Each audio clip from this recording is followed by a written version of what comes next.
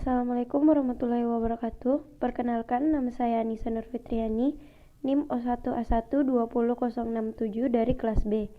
Di sini saya akan mempresentasikan tentang fenolik dan flavonoids. Pengertian fenolik.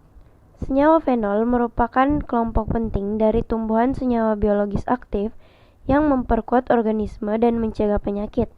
Senyawa fenol memiliki efek antioksidan yang sangat kuat, yang terkait erat dengan antiinflamasi dan anti kanker.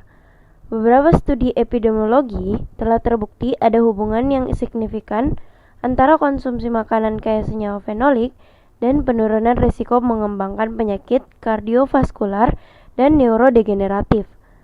Senyawa fenolik telah terbukti memiliki efek antimikroba dan antivirus yang kuat. Berdasarkan data penelitian yang melimpah, membuktikan manfaat efek senyawa fenolik pada manusia. Sudah selayaknya untuk melakukan analisis kualitatif dan kuantitatif yang mendalam dari komposisi senyawa fenolik dalam buah pir.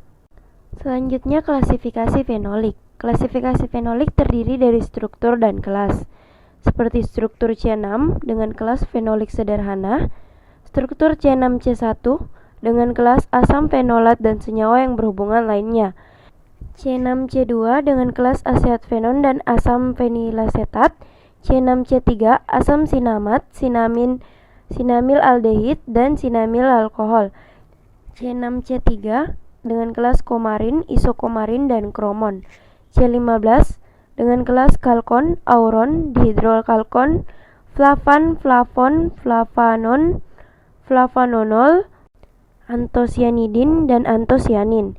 Struktur C30 dengan kelas biflavonil, struktur C6, C1C6 dan C6C2C6 dengan kelas benzofenon, santon dan stilben, struktur C6, C10, C14 dengan kelas quinon, struktur C18 dengan betasianin, struktur lignan neolingan dengan kelas dimer dan oligomer, struktur lignin dengan kelas polimer, struktur tanin dengan kelas oligomer atau polimer, dan struktur polipaben dengan kelas polimer.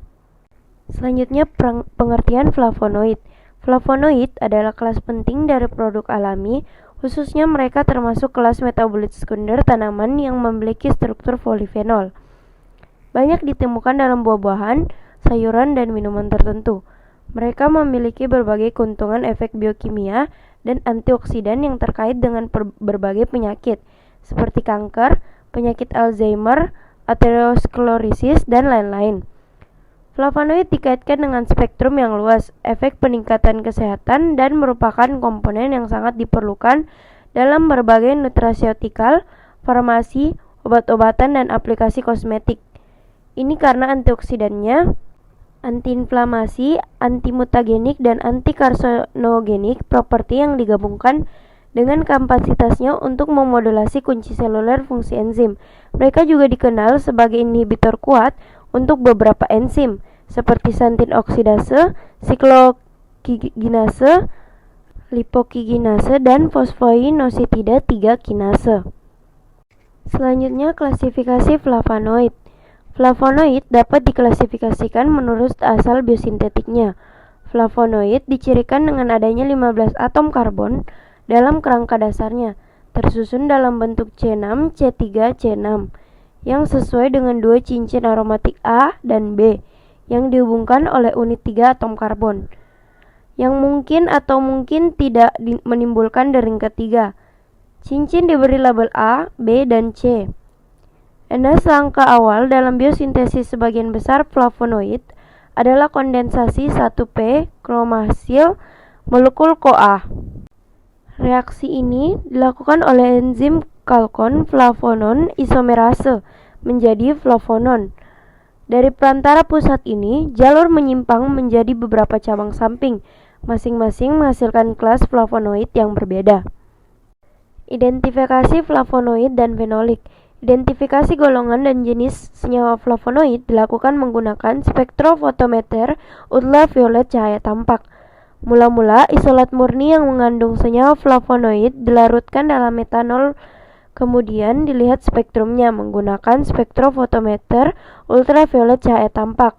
Jika spektrumnya terlihat pada rentang 240 sampai 285 nanometer dan 300.550 nanometer, maka isolat positif merupakan senyawa flavonoid.